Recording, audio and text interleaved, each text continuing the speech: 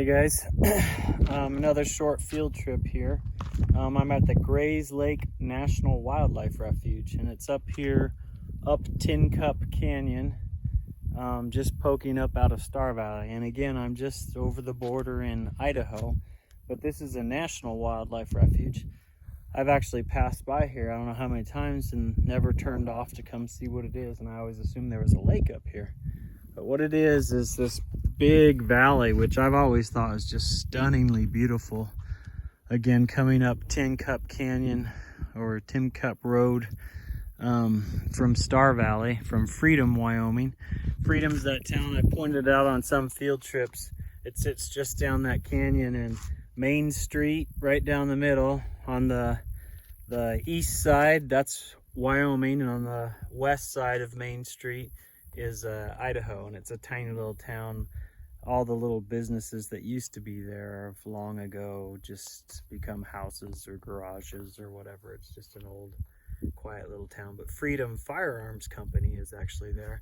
That's the one business that's still active, and they make firearms and sell them all over. They're kind of famous for that. But anyway, this valley is just beautiful up here, and it's always been this broad flat valley that I assume it's just farming, but this is actually the National Wildlife Refuge. And all of that gray out there, so you can see the farmland, and then a lot of the gray all out there, that's technically, focusing on my hand, that's technically the Grays Lake, and it's more like it's a marsh. And I'll show you some placards here. And that right there is Caribou Mountain. And if you're down in Star Valley, Wyoming, or Alpine, Wyoming, and you look up to the west, you see Caribou Mountain. It's usually the last peak in that range, just over the Idaho-Wyoming border, that has snow on top of it every spring or early summer. And I've never climbed up on top of there, but now I think I will. And that mountain was actually, they discovered gold there, and it actually had several towns around it that are now gone in the late 1800s because there was a lot of gold mining activity all over that Caribou Mountain. So there's some information here about the Caribou Mountain, and you can press pause and read that. Here's some more. You can press pause and read that. Here's some more. You can press pause and read that. Here's some more. You can press pause and read that. The Lander Trail, if you're familiar with the pioneers coming across Wyoming on the Oregon Trail, if I'm remembering right. They followed the Platte River all the way across, and there's some cool historic sites all across Wyoming. And then they cut through South Pass and near the present day town of Lander, and they cut Lander Trail through here as a shortcut to Oregon and California, or as a cutoff. And it came right through this valley. It comes through Star Valley, up Stump Creek, I think, and then through the Caribou Mountains here and into Idaho, and then continues on to Fort Hall and the Snake River there in Idaho. There's some more signs down there at the start of the road. I'll go show you those. Has some more information. It's kind of interesting. But here's a little bit of the science behind the Grays Lake National Wildlife Refuge. And you can press pause and read that. You can press pause and look at this. And you can press pause and look at this.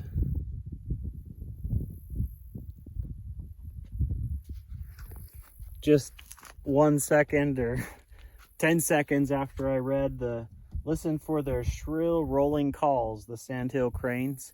They have kind of a type of sound to their call. It rolls off your throat. It's hard to imitate as a person. But as soon as I read that, like within 10 seconds, I could hear a whole bunch of them.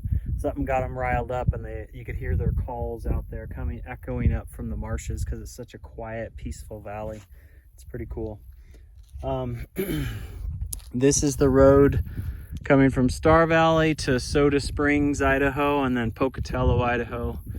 But it's a beautiful place to stop by and visit if you're ever passing through this area. Here's some more information, some more science behind things. You can press pause and read that. You can press pause and read that. Here's some information. Press pause. So it's a pretty cool place. Beautiful valley, so peaceful and just beautiful up here. Every time we drive up here in the spring or even in the winter when this is all covered in snow, I just think, man, this is just a magical place. This hanging valley up Tin Cup, just outside of Freedom, Wyoming, just over the Idaho border. It's just a beautiful, peaceful place. Cattle ranches mixed with the National Wildlife Refuge and National Forest all over the place. The Caribou Mountain rising up above us, that's almost 10,000 feet. So I'll go back on my way back out. There's a visitor center down below too. I think it's closed today, but it's just down below here, so you can go in there. If it was open, I would add it to this field trip. Maybe I'll have to come back on a day when it's open. But there's some signs on my way out, and I'll close the field trip by going to those.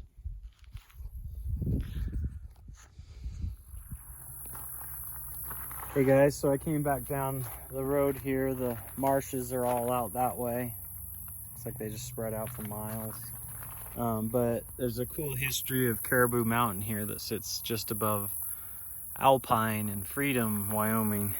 You can read this so my shadow doesn't get in the way. Oops, looks like it is. I don't know how to do this. Hopefully you can still read it, even though my shadow's in there. The sun's just... Okay, I'm just gonna take a chance that you can read it. You can press pause and read that. You can press pause and read that. I'm gonna go back up here just in case and try and stay out of the shadow. So you can press pause and read that if you need to. And then this again, press pause and read that. And then press pause and read that. Pretty cool. Here's a illustration of Jesse Fairchild, I think, or Captain John Codman. And then over here they have stuff about the Lander cutoff, which is kind of cool. So this old map drawn by Frederick Lander, this right here on his old map is South Pass, and then it comes over, I want to say Pinedale's somewhere in here, and Lander's up in here maybe, and then it comes through, and this is Star Valley, Wyoming, right here with the Salt River.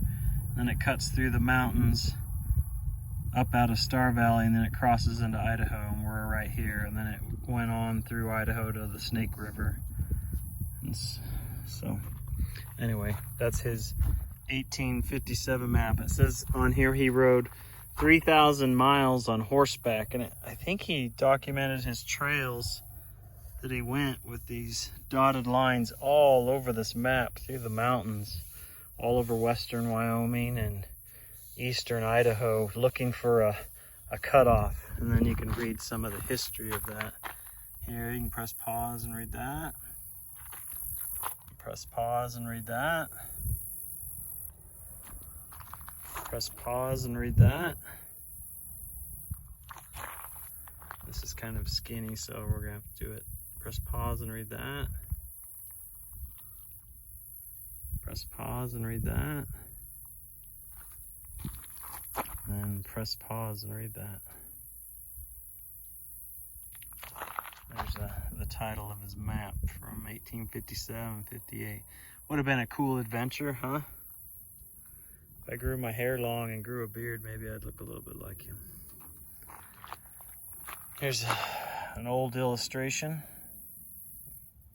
of what it might have been like to have the challenges of coming on that trail. So even though they even though they cleared the timber and tried to move some gravel from time to time, they couldn't do a lot. They didn't have big heavy machinery.